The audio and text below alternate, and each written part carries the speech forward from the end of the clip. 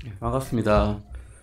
예, 저희가 지금 천국과 지옥이라고 하는 알레이시 목사님의 저서를 가지고 쭉 공부를 하고 있습니다. 지금은 천국 편이죠. 우리가 가고 싶은 곳이 천국인데 그곳이 성경적으로 어떻게 말씀해주고 계신가를 보고 있었습니다. 저번 주까지는 천국의 눈물에 대해서 보셨고요. 오늘은 천국의 행복에 대해서 이제 한번 다시 성경적인 가르침을 찾아보고자 합니다.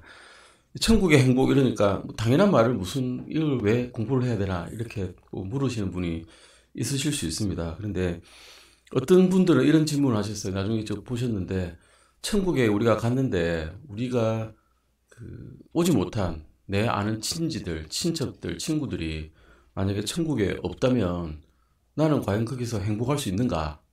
라는 그 질문에서부터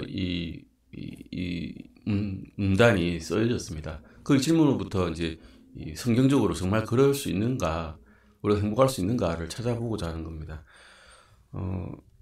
이사야서 64장 4절에서 오 하나님이여 세상이 시작된 이래로 하나님께서 자신을 기다리는 자를 위하여 예비하신 것을 주 외에는 사람들이 듣지 못하였고 귀로 깨닫지도 못하였으며 눈이 본 적도 없나이다라는 말씀으로서 우리가 주님께서는 말씀을 해주셔야 우리가 알 수가 있고, 근데 그 말씀을 들었다 하더라도 믿지 않게 된 사람들, 믿지 않는 자들은 깨닫지를 못한다는 것이죠. 그래서 우리 성경적으로 찾아보고자 합니다. 욥기서 5장 7절 잠깐 찾아보실까요? 욥기서 5장 7절입니다. 욥기서 오늘 무수히 많은 말씀들을 찾아볼 건데요. 짧은 시간 안에 다 찾을 수 있을지 모르겠습니다. 욥기서 5장 7절입니다.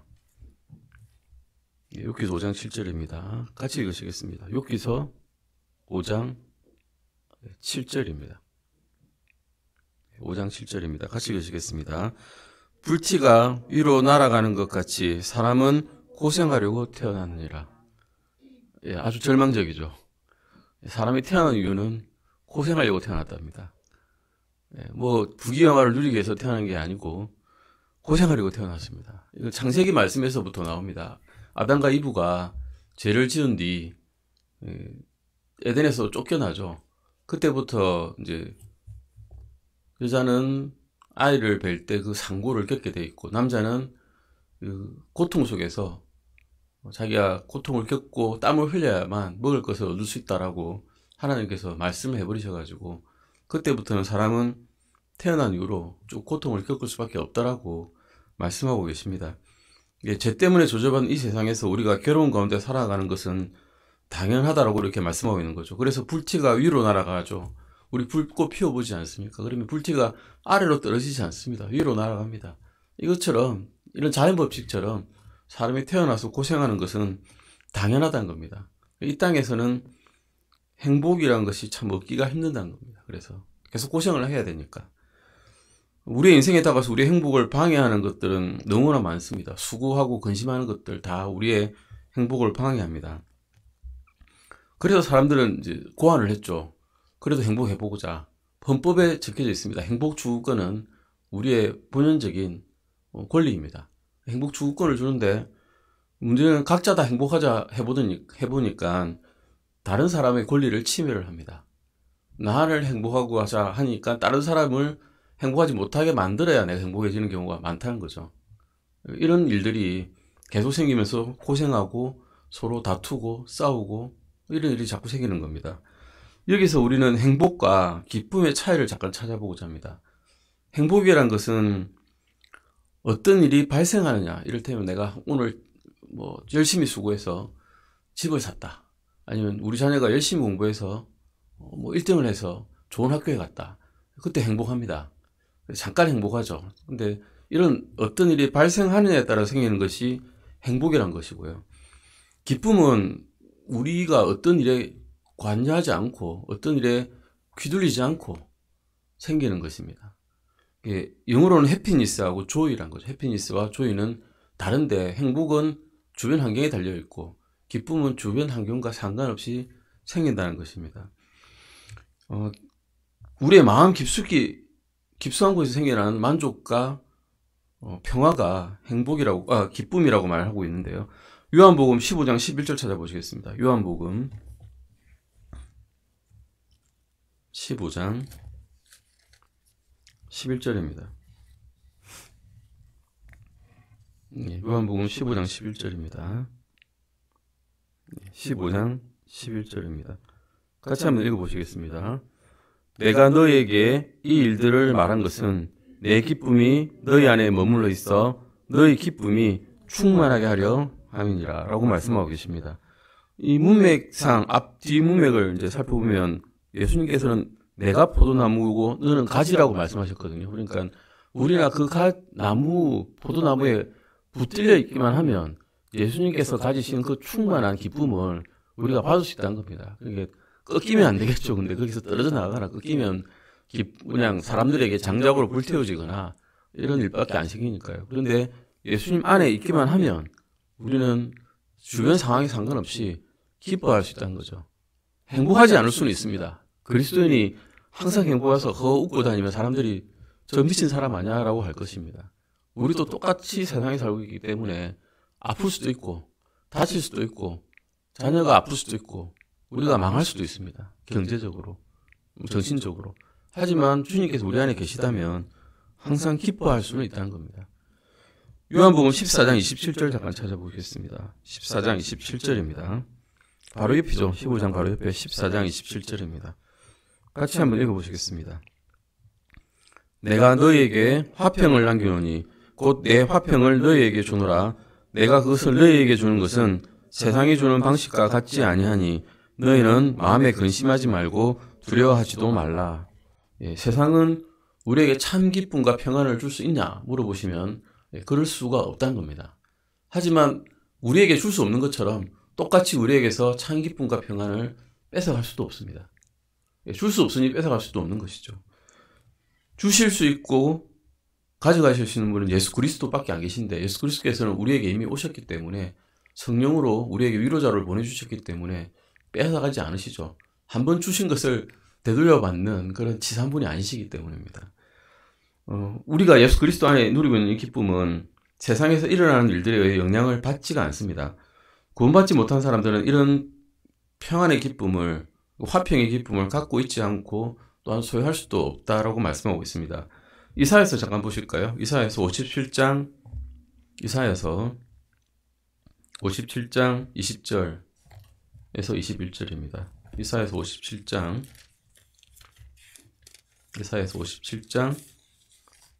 20절에서 21절입니다. 구원받지 못한 사람들에게 일어나는 일들을 이사야에서 기록하고 있습니다. 같이 읽으시겠습니다. 그러나 사악한 자들은 요동하는 바다, 즉 안식할 수 없을 때에 속의 물들이 진흙과 옥물을 내는 바다 같으니라. 내 하나님께서 이르시되 사악한 자들에게는 화평이 없다 하시느니라. 마음속에 깊은 평안과 만족이 없다는 것입니다. 사악한 자에게는.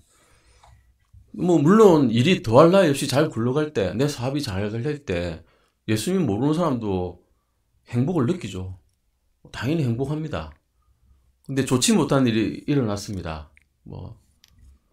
그러면 어떻게 될까요? 어디 기댈 데가 없는 거죠. 내 친척에게 가봐도, 친구에게 가봐도, 심지어 내 배우자에게 말을 해봐도 어떻게 해결이 안 됩니다. 속에서 있는 기쁨이 없는 거죠. 좋지 못한 일들이 일어났을 때 그 좋지 못한 일들을 견뎌낼 수 있는 기쁨, 우리의 기쁨의 원천이 되는 예수 그리스도께서 없으므로 그들은 불행하다라고 느끼게 됩니다. 우리 주님께서는 자신의 자녀들에게 이 세상에서 변함없는 행복을 주시겠다라고 약속 안 하셨습니다. 안타깝게도. 사는 동안에 평생 행복할 거야. 내가 믿기만 하면 너희 자산이 불고 자녀가 잘 되고 장수할 거야 라고 하지 않으셨습니다. 물론 일반적인 법칙이 있죠. 부모에게 잘하면 장수한다. 일반적인 법칙입니다. 구약에 나와 있는, 율법에 나와 있는 말씀입니다.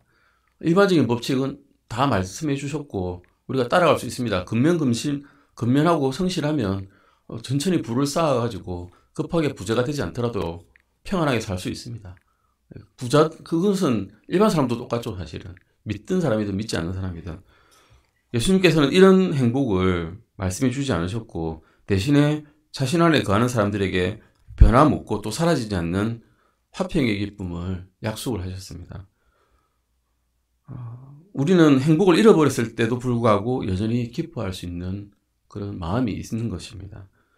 고통이 올 때도 행복하지 않을 수 있습니다. 하지만 그때도 기뻐할 수는 있습니다. 예수님께서 우리 안에 계시고 우리가 그 끝의 결말을 알고 있기 때문입니다. 우리의 결말은 우리가 알고 있죠.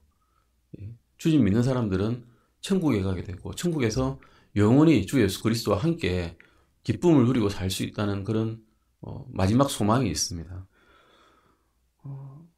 어떤 장례식이 있었습니다. 그리스도인 믿는 사람들의 가정의 장례식이었습니다. 그 장례식 앞에서 과연 자녀가 행복할 수 있을까요? 제 어머니가 돌아가셨을 때 행복하지 않습니다.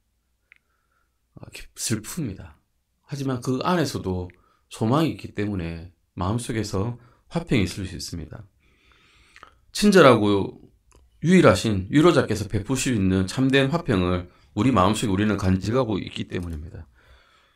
행복이 달아날 때도 하나님의 화평은 변함없이 따뜻한 기쁨으로 변화시키실 수 있습니다. 우리를 창조하신 분께서는 이러한 열망, 우리가 평강과 기쁨을 가지고 살아가고자 하는 열망을 우리 마음속에 심어 놓으셨습니다. 언젠가는 우리 구원받은 사람들에게는 창조주 하나님의 보증이 되는 이 말씀, 이 땅에 어느 것도 우리의 행복을 망쳐 놓을 수 없는 그 땅에서 우리가 언젠가는 살게 된다는 약속을 주셨다는 것입니다. 우리는 슬퍼하게 됩니다. 많은 일들에서 슬퍼합니다. 그런데 요한계시록 21장 4절에서 5절 말씀 보시면 언젠가는 우리의 눈물을 씻어주시는 날이 올 것이라고 말씀하고 계십니다. 계시록 21장입니다. 요한계시록 21장 4절에서 5절입니다. 계시록 21장 4절에서 5절입니다. 찾으셨으면 같이 한번 읽어보시겠습니다. 하나님께서 그들의 눈에서 모든 눈물을 닦아주실 것이며 다시는 사망이 없고 슬픔도 울부짖음도 없으며 아픔도 다시는 없으리니 이는 이전 것들이 지나갔기 때문이라 하시더라. 왕자에 앉으신 분께서 이르시되 보라 내가 모든 것을 새롭게 하노라 하시고 또 내게 이르시되 이 말들은 참되고 신실하니 기록하라 하시며 여기서 첫 번째 나오는 것이 그들의 눈에서 모든 눈물을 닦아주신다는 것입니다. 우리가 슬퍼해서 흘렸던 그런 눈물들, 억울해서 흘렸던 그런 눈물들, 우리의 친지들이 돌아가셨을 때 흘렸던 그 눈물들을 다 닦아주신다는 겁니다. 성경에서는 욥이 흘렸던 눈물 같은, 불운했을 때 흘렸던 눈물, 또 죽어가는 나사로가 흘렸을 때 흘렸던 그런 내가 가난해서 죽는구나 라고 느꼈던 그런 눈물, 마리아가 마르다가 자기 오빠가 죽었을 때 흘렸던 그런 사별의 눈물, 히스기야 왕이 자기 질병 때문에 죽어갈 때 흘렸던 그런 눈물, 베드로가 흘렸던 후회의 눈물, 다윗 왕이 자기 가족 문제로 인해서 내가 가족을 못 살폈구나, 내가 아들을 잘못 키웠구나, 그때 통한의 눈물, 바울이 흘렸던 자신의 육체적인 가시로 인해서 흘렸던 그런 눈물, 에서가 흘렸던 후회의 눈물, 하갈이 흘렸던 고독의 눈물, 한나가 흘렸던 슬픔의 눈물, 그리고 아브라함이 이삭의 몸위로 제단에서 칼을 들었을 때 내 아들을 내가 죽여야 되는구나 했을 때 그 눈물, 이런 시험의 눈물들을 다 이제 닦아주실 것입니다. 그때는 우리가 천국에 있을 때는 단 1분 1초도 행복하지 않은 순간이 없으실 겁니다. 다시는 죽음이나 슬픔이나 울부짖음이 없을 것이라는 겁니다. 죽음이란 것에 대해서 우리는 조금 멀어지고자 합니다. 사실은 그래서 예전에는 공동묘지라고 그랬죠. 근데 지금 뭐라 그럽니까? 추모공원, 공원묘원 이렇게 이야기합니다. 왜냐하면 죽음을 생각하기 싫거든요. 그 생각하면 끔찍하니까 최대한 기억에서 멀어지게 합니다. 머리에서 미화시키고자 합니다. 옛날에 영구차라고 했는데 지금은 장례차량 이렇게 이야기합니다. 죽은 사람, 돌아가신 분을 이제 화장을 싹 해가지고 예쁘게 꾸며놓고 이분은 죽은 게 아니야, 그냥 잠깐 잠드신 것 같아, 이렇게 이야기하기도 합니다. 그래서 살아있는 사람은 최대한 죽음을 생각하지 않으려고 죽음의 그 순간 앞에서도 이렇게 노력을 합니다. 그런데 안타깝게도 죽음은 공상이나 상상이 아니죠. 진짜 죽습니다. 우리는 사람은 한 번 태어나면 죽게 되어 있습니다. 한 번 태어나면 두 번 죽고 두 번 태어나면 한 번 죽습니다. 이 말씀은 예전에 성경 공부에서 다 보셨기 때문에 아실 겁니다. 죽음은 창백한 말을 타고 있다고 합니다. 계시록 6장 8절 보실까요? 요한계시록 6장 8절입니다. 아주 뭐 시적인 표현이긴 한데 계시록에서 이해할 수 없는 말이긴 하지만 지옥을 표현할 때, 사망을 표현할 때 계시록에서는 창백한 말이라고 말하고 있습니다. 한번 볼까요? 계시록 6장 8절입니다. 요한계시록 6장 8절입니다. 같이 읽으시겠습니다. 내가 보매 보라 창백한 말이라 그 외에 탄 자의 이름은 사망인데 지옥이 그와 함께 따라갔고 또 그들에게 칼과 굶주림과 사망과 땅의 짐승들로 죽이며 땅의 4분의 1을 다스릴 권능이 주어졌더라. 예, 사망을 창백한 말이라고 이야기하고 있습니다. 이제 한 가지 궁금한 게 있습니다. 예, 우리 중에 누가 다음에 죽을까요? 누가 다음에 죽을 것인가? 예, 별로 생각하고 싶지 않은데 이렇게 이야기하는 겁니다. 히브리서 9장 27절에 이렇게 말씀하고 있습니다. 한 번 죽는 것은 사람들에게 정해진 것이요 이것 뒤에는 심판이 있나니. 예, 불교에서는 이렇게 말하지 않죠. 윤회한다. 죽고 난 다음에 끊임없이 이 세상에서 환생해가지고 살아난다. 이 땅에서 좋은 일을 했으면 사람으로 다시 태어나고 나쁜 일을 했으면 벌레로 태어난다. 네, 그런 거 없습니다. 한 번 죽고 그 다음 심판입니다. 심판을 받는 기준은 주 예수 그리스도를 너희가 이 땅에 사는 동안에 믿었느냐 아니냐 이것밖에 없답니다. 성경 말씀에서 말씀하시는 것은 모두 주 예수 그리스도를 향하여 말씀하고 계십니다. 이 많은 책을 읽었는데 그걸 모른다 그러면 하나도 읽은 것이 안 되는 것입니다. 우리의 죽날이 언제인지 누구도 모릅니다. 젊은 사람도 죽고요. 늙은 사람도 죽고 부자도 죽고 가난한 사람도 죽습니다. 몸이 강한 사람도 죽고 약한 사람도 죽습니다. 그 모든 사람들이 다 이 창백한 말, 사망의 공격 대상입니다. 예수님께서는 그런데 갈보리에서 이 죽음에 향해서 어떤 일을 해주셨습니다. 그것 때문에 이제 죽음이 죽어가고 있습니다. 고린도전서 15장 54절에서 57절 잠깐 보시겠습니다. 고린도전서입니다. 고린도전서 15장. 우리가 오늘 주의 만찬을 하는 것이 주님께서 우리에게 해주신 일을 기억하고자 하는 것이라서 찾아보시겠습니다. 고린도전서 15장 54절에서 57절까지입니다.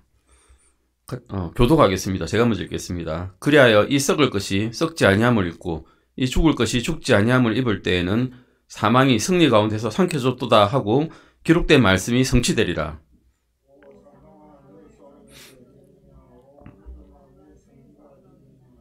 사망의 쏘는 것은 죄요 죄의 힘은 율법이니라. 같이 읽으시겠습니다.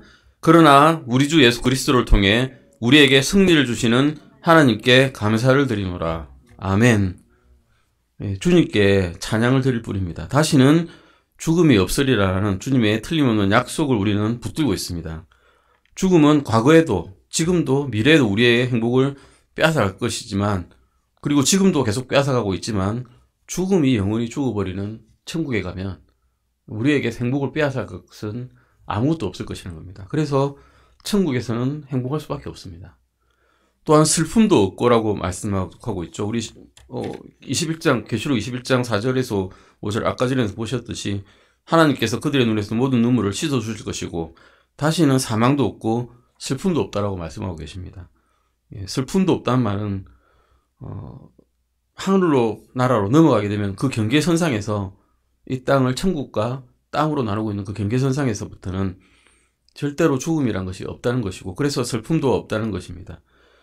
그 이유는 뭘까요? 근데 예수님께서 우리를 위해서 영원한 슬픔의 잔을 마셔버리셨기 때문입니다. 우리가 지은 죄를 위해서 겪어야 될 그 대가를 사실은 이미 다 본인이 그 십자가에서 다 치러주셨습니다. 내가 받아야 될 그 대가를 이제는 없어진 겁니다. 그 피로 우리를 덮어주셨습니다. 우리의 주홍 같은 피를 예수님의 정결하신 피로 덮어주셨기 때문에 하나님께서 보시기에는 물론 우리는 죄인이지만 그 피로 덮어주셔서 깨끗하게 봐주시겠다는 거죠. 이게 칭의라는 거죠. 우리 의가 없는데 깨끗하게 해주는 겁니다. 그냥 깨끗한 걸로 쳐줄게 라는 겁니다. 왜? 예수님께서 우리를 위해서 피를 흘려주셨기 때문에. 슬픔은 또한 영혼의 신음이나 한탄 또한 말하고 있습니다. 사람은 태어날 때 울죠. 예. 죽을 때도 아마 울고 싶을 겁니다. 예수님을 알지 못한다면. 힘이 없어서 못 울 수도 있겠지만요. 우리는 태어나면서부터 죽을 때까지 결국 우는 사람들입니다. 하지만 예수님께서 우리에게 오셔서 우리가 믿게 되었고, 우리의 죄를 예수님께서 다 걷어주셔서 우리가 거듭났다면, 예수님의 피로 죄들을 용서받았다면 우리에게는 그것이 이제 기쁜 소식입니다. 천국에서 울려 퍼지는 할렐루야라는 그런 함성이 비탄의 소리를 영원히 삼켜버리게 되고 또한 울부짖음도 얻게 될 것입니다. 그래서 우리는 또한 행복하게 지낼 수 있다는 것입니다. 그리고 다시는 고통도 없으리라고 말씀하고 계십니다. 창세기 잠깐 보실까요? 창세기 3장 16절에서 19절입니다. 아까 미리 말씀드렸는데요. 창세기 3장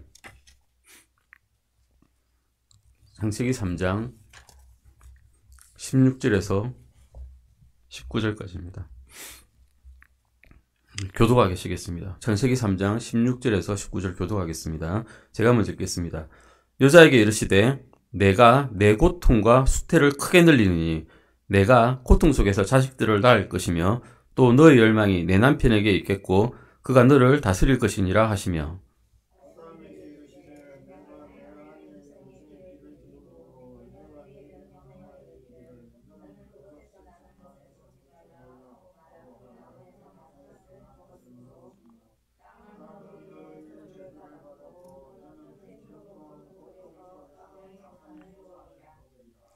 땅이 내게 또한 가시나무와 은컹키를 낼 것이며 내가 들의 채소를 먹으리라. 같이 읽으시겠습니다. 내가 땅으로 돌아갈 때까지 내 얼굴에 땀을 흘려야 빵을 먹으리니 이는 내가 땅에서 취하여졌기 때문이라. 너는 흙이니 흙으로 돌아갈 것이니라. 아멘. 평생토록 고통 속에서 땅의 소산을 먹어야 됩니다. 이것이 우리의 운명이었는데 주 예수 그리스도께서 이 운명을 면하게 해주셨죠. 즉 육체적인 고통들을 이제 면하게 해주셨습니다. 천국에 가면 저 같은 사람은 일이 없습니다. 이제 할 일이 없어집니다. 목수는 할 일이 있으실 겁니다. 목사님 할 일이 제일 많으실 것 같고요. 거기서도 하나님의 말씀을 선포해야 되니까요. 운동선수들도 열심히 놀고 일하고 하면서 많은 것을 보여줄 수 있고 좋은 퍼포먼스를 보여주겠지만 의사는 할 일이 없습니다. 아무것도 할 일이 없고 굳이 한다면 그 생명나무 열매에서 나오는 잎으로 민족들을 치유할 때 나눠주는 배달자 역할 정도 할까요? 그 다음 할 일이 없을 것 같습니다. 음악가들은 할 일이 많을 것입니다. 천국에는 노래가 넘치기 때문에 음악가들이 음악을 연주하고 합창을 하고 많은 사람들을 기쁘게 하는 그리고 하나님을 기쁘게 하는 찬송을 부를 겁니다. 그 외에 고통도 또 있죠. 육체적인 고통 말고 혼의 고통도 있습니다. 흔히 우리가 마음이 아프다 할 때 그 아픔이죠. 서로 사람과의 관계에서 배반을 당하고 험담을 듣고 불신을 당하고 가혹한 말을 듣고 오해를 받고 치욕을 당하고 버림받았을 때 생겨나는 이런 정신적인 고통, 이런 고통도 또한 새로운 땅에서는 없어질 것입니다. 21절 요한계시록 21장 4절에서도 이전 것들은 다 지나갔다. 모든 것이 다 새롭게 될 것이라고 말씀하셨기 때문입니다. 천국에서는 이런 완전하고도 영원한 행복이 있지만 아까 맨 처음 말씀드렸던 그런 질문들, 내 혼자 이렇게 좋아가지고 될 것이냐, 구원받지 못한 나의 친지를 생각할 때 내가 이게 마음이 얼마나 아프겠느냐, 그러면 행복할 수 없지 않겠습니까? 라고 묻는 질문들이 있습니다. 그런데 여기에 대해서도 어느 정도 근거가 있는 말씀들이 성경에 있습니다. 하나님께서는 이 세상의 사람들을 나무로 비유하셨습니다. 즉 좋은 나무와 나쁜 나무로 나누셨다는 거죠. 누가복음 잠깐 보시겠습니다. 누가복음 6장 43절에서 45절입니다. 누가복음입니다. 누가복음 6장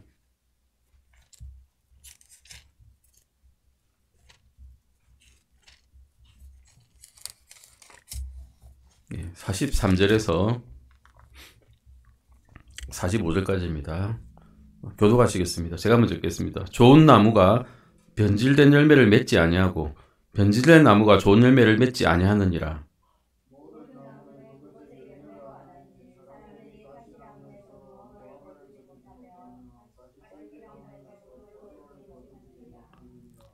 선한 사람은 자기 마음의 선한 보고에서 선한 것을 내고 악한 사람은 자기 마음의 악한 보고에서 악한 것을 내나니 그 입은 마음에 가득한 것을 말하느니라. 이 말씀에서 보시면 하나님께서는 좋은 악한 사람과 선한 사람을 좋은 나무와 나쁜 나무로 이렇게 비교를 하고 계십니다.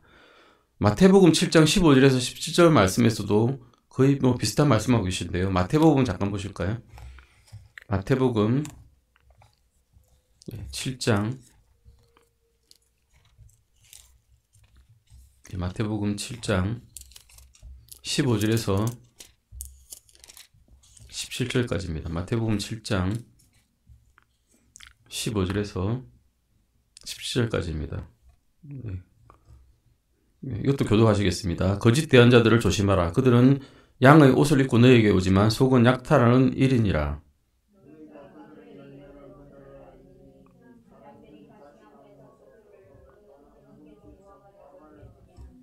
같이 읽으시겠습니다.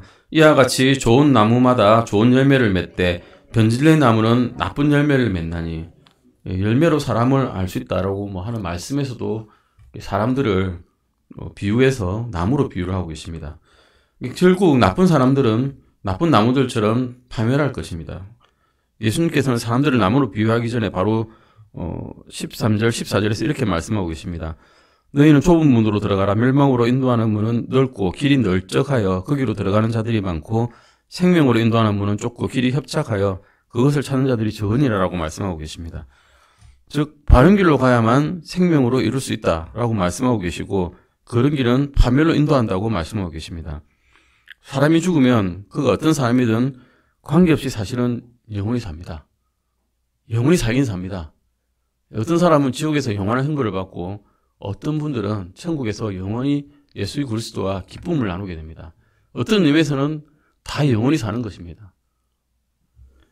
전도서 11장 3절 잠깐 말씀 보시겠습니다. 전도서 11장 3절입니다. 전도서 11장 3절입니다. 찾으셨으면 같이 읽으시겠습니다. 구름들이 비로 가득하면 땅에 쏟아져 스스로를 비우며 나무가 남쪽이나 북쪽으로 쓰러지면 그 나무가 쓰러지는 곳 거기에 그것이 있으리라. 이 말씀 들으면 무슨 말씀인지 잘 알 수가 없죠. 비가 막 와서 홍수가 졌는데 나무 있는데 이제 너무 많이 내려가지고 나무가 이제 다 쓰러지게 됐습니다. 여기에 좋은 나무도 있을 수 있고 나쁜 나무도 있을 수 있습니다. 나무라고 다 좋은 나무가 있는 건 아니니까요. 그런데 문제는 거기에 그것이 있으리라고 하신 말씀입니다. 쓰러진 그 자리 그대로 있다는 겁니다. 좋은 나무는 좋은 열매로서 그냥 그 자리에 있고 나쁜 나무는 나쁜 나무대로 그냥 그 자리에 있는 겁니다. 죽고 난 다음에 아무것도 옮길 수 없다는 겁니다. 한마디로. 아무도 그것을 움직일 수 있는 사람이 없습니다. 이것이 이 전도서에서 하는 말씀의 진리인데요. 즉 모든 사람은 구원받았든지 구원받지 못했든지 반드시 죽게 되어 있고 나무는 쓰러지게 되어 있고 또 쓰러진 자리에 그대로 있게 되어 있다는 겁니다. 어떤 것도 죽임이라는 현상을 바꿀 수가 없습니다. 사람이 죽은 후에는 다음과 같은 일이 생깁니다. 요한계시록 22장 11절 보실까요? 계시록 22장 11절입니다. 왔다 갔다 해서 죄송합니다. 이게 말씀을 너무 많아서 요한계시록 22장 11절입니다. 아까 나무가 쓰러진 그대로 있었죠. 그 말씀이 여기 그대로 있습니다. 같이 읽으시겠습니다. 불의한 자는 그대로 불의하게 두고 더러운 자는 그대로 더럽게 두며 의로운 자는 그대로 의롭게 두고 거룩한 자는 그대로 거룩하게 둘지니라 하더라. 나무가 쓰러졌는데 아무도 옮길 사람이 없으니까 그대로 있잖아요. 죽고 난 다음에. 우리도 똑같습니다. 주님께서 우리가 죽게 되면 거룩한 자는 거룩하게, 의로운 자는 의롭게, 더러운 자는 더럽게, 불의한 자는 불의하게 그대로 두신다는 겁니다. 그 다음에 뭐 옮겨주고 누가 기도를 해서 다른 장소로 옮겨주고 없습니다. 그냥 그 상태로 끝입니다. 죽으면 더 이상의 기회가 없는 것입니다. 구원받은 사람들은 이렇게 말씀하셨습니다. 주님께서는 시편 1장 3절입니다. 시편 1편 3절이죠. 시편 1편 3절입니다. 주의 율법을 기뻐하고 구분의 율법을 밤낮으로 묵상하는 자들은 어떤 사람이냐? 이런 사람입니다. 시편 1편 3절입니다. 같이 읽으시겠습니다. 그는 물 있는 강가에 심은 나무 곧 제철에 열매를 맺는 나무 같으며 그의 잎사귀 또한 시들지 아니하리로다. 그가 하는 것은 무엇이든지 형통하리로다. 예, 아멘. 시냇가에 있는 나무, 시냇가에 심은 나무는 뿌리가 시냇가로 가죠. 그래서 많은 물을 흡수할 수 있고, 그래서 잎이 푸르고 그 물로 인해서 차고 넘치는 생명을 만들어냅니다. 즉 구원받은 사람들은 이런 사람들이라는 겁니다. 그런데 문제는 이런 사람도 쓰러집니다. 어려운 사람은 어려운 채로 쓰러지고 어렵지 않은 사람은 어렵지 않은 채로 쓰러집니다. 그런데 그런 사람도 있습니다. 바르게 살았는데 주님께서 시키는 일은 못하겠어요. 예. 아니면 주님께서 내가 주님을 믿기는 하는데 그 뜻에 따르기 좀 힘드네요. 이런 분 있을 수 있지 않습니까? 우리 흔히 겪는 딜레마입니다. 세상에 따라가고자 해야 내가 잘 살 것 같은데 주님의 말을 어길 수도 없는 어정쩡한 상태로 있는 그런 사람이 있습니다. 주님께서는 종종 그런 사람들을 어떻게 하시는지 누가복음 13장 6절에서 9절 잠깐 보시겠습니다. 누가복음입니다. 누가복음 13장 6절에서 9절까지입니다. 누가복음 13장 6절에서 9절까지입니다. 제가 교독하겠습니다. 제가 먼저 읽겠습니다. 그분께서 또한 이 비유를 말씀하시되 어떤 사람에게 자기 포도원에 심은 무화과 나무 한 그루가 있었는데 그가 와서 그것의 열매를 구하였으나 하나도 찾지 못하였으므로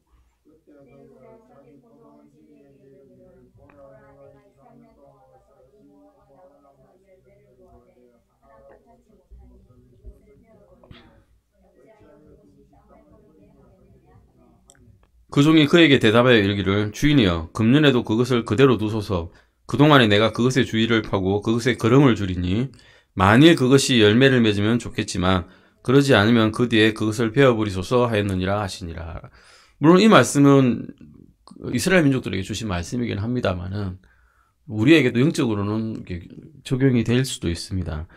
즉 그런 사람들은 수명보다 먼저 쓰러질 수가 있다는 겁니다.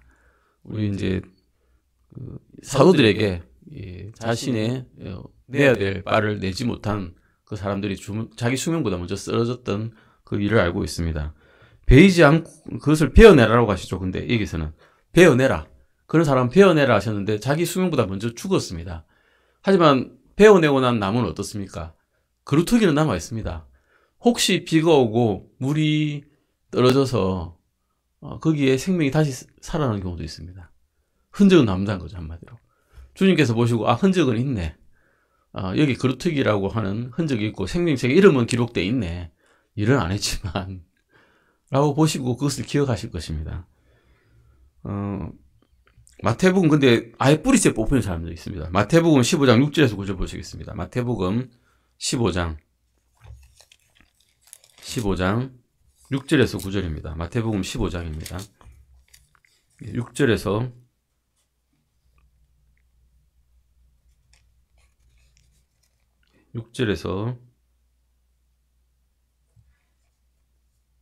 마태복음 13장을 보시겠습니다. 6절에서 9절하고 13절인데 그냥 마태복음 15장 13절만 읽어보시겠습니다. 13절입니다. 그분께서 대답하여 이르시되 내 하늘 아버지께서 심지 아니하신 초목보다 뿌리채 뽑힐 것이니. 이제 아까 전에 베는 나무가 있었죠. 지금은 뿌리채 뽑히는 나무가 있습니다. 뿌리채 뽑히면 어떻게 될까요? 흔적도 없어지게 됩니다. 안타깝게도. 주님의 눈에서 보시기에는 아무것도 없었던 것처럼 되는 겁니다. 그러면 천국에 가서 우리가 봤을 때 뿌리째 뽑힌 친지의 영이라면 어떻겠습니까?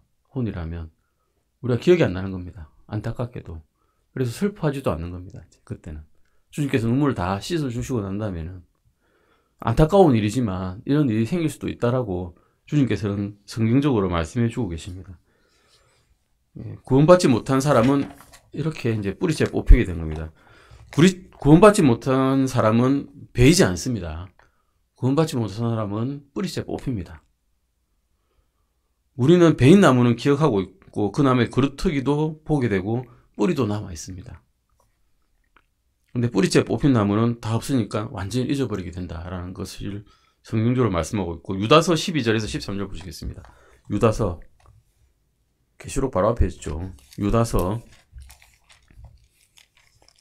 12절 13절입니다. 유다서 12절 13절입니다. 네, 같이 읽으시겠습니다. 유다서 12절 13절입니다. 이들이 너희와 함께 잔치를 할 때에 두려움도 없이 먹으니 그들은 너희의 사랑의 잔치의 얼룩이니라. 그들은 바람에 밀려다니는 물 없는 구름이요 열매가 시들고 열매가 없으며 두 번 죽어 뿌리째 뽑힌 나무요 자기 수치의 거품을 뿜어내는 바다의 성난 물결이며 떠돌아다니는 별들이니 그들을 위해 캄캄한 어둠이 영원토록 예배되어 있느니라. 아, 슬픈 일입니다. 이것은 구원받지 못하면 이 땅에서 자신의 아름다움을 뽐내고 자신의 부귀를 뽐냈던 사람조차, 선을 행했던 사람조차 심지어는 뿌리 없는 나무가 돼가지고 바깥쪽 어둠에서 영원히 떠돌아다니는 이런 슬픈 일이 생기게 됩니다. 전도서 잠깐 보실까요? 이런 사람은 어떻게 표현하는가 하면 전도서 2장 17절에서 18절입니다. 전도서 보시겠습니다. 전도서 2장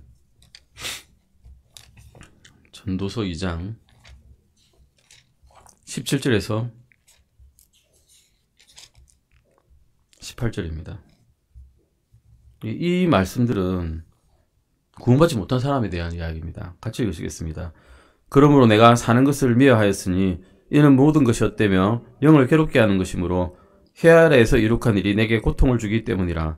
참으로 내가 해 아래에서 행한 내 모든 수고의 산물을 미워하였으니 이는 내가 그것을 내 뒤에 올 사람에게 남겨야 하기 때문이라. 부자도 죽을 때 들고 갈 수 있는 것이 없다는 겁니다. 예. 자기의 모든 행위와 업적들이 다 다른 사람에게 주고 가야 됩니다. 예. 자기의 업적은 없는 것입니다. 그러면 우리 예수 그리스도 믿은 그 하나 때문에 예수님께로 갈 수 있지만 예수님을 믿지 못했으면 이 땅에 사는 동안 아무리 선을 했어도 안타깝게도 뿌리 째 뽑힌 나무가 되어버립니다. 그렇게 되면 천국에 사는 사람들은 그들을 다 잊어버릴 것입니다. 이래서 주님께서는 아마 눈물을 씻어주시고 다시는 눈물이 없도록 하시겠다라고 하신 것 같기는 합니다. 근데 이것은 완전치는 않습니다. 그냥 아주 어렴풋이 천국의 창을 통해서 본 것이기 때문에 이것이 완전한 말이라고는 말씀하지 못하겠습니다. 하지만 어쨌든 구원이 중요하고 예수 그리스도께서 우리를 위해서 갈보리 언덕의 십자가에서 돌아가셨다는 사실과 이 모든 일을 그분 스스로 우리를 위해서 했다는 사실을 믿는다면 우리는 구원을 받을 수 있다는 이 사실은 분명합니다. 지금까지 믿었던 많은 철학들을 버리고 죄로부터 우리는 돌아서야 됩니다. 그리고 예수님께 기도를 드려야 됩니다. 누구든지 주의 이름을 부른 자는 구원을 받는다라고 로마서 10장 13절에서 말씀하고 계십니다. 누구든지라고 되어 있거든요. 누구든지. 좀 깨끗한 사람인 아니면 좀 선한 행위를 한 사람, 이런 사람만 구원을 받는 게 아니라 누구든지 지금 죄악을 지었더라도 어떤 일을 했더라도 주 예수 그리스도의 이름을 진정으로 받아들이게 하면 구원을 받는다라고 분명히 말씀하고 계십니다. 오늘은 여기까지 하시고 다음 시간에 우리가 천국에서 어떤 일들을 할 것인지를, 그래서 어떻게 해서 행복한 것인지를 보고자 합니다. 기도하시고 마치시겠습니다.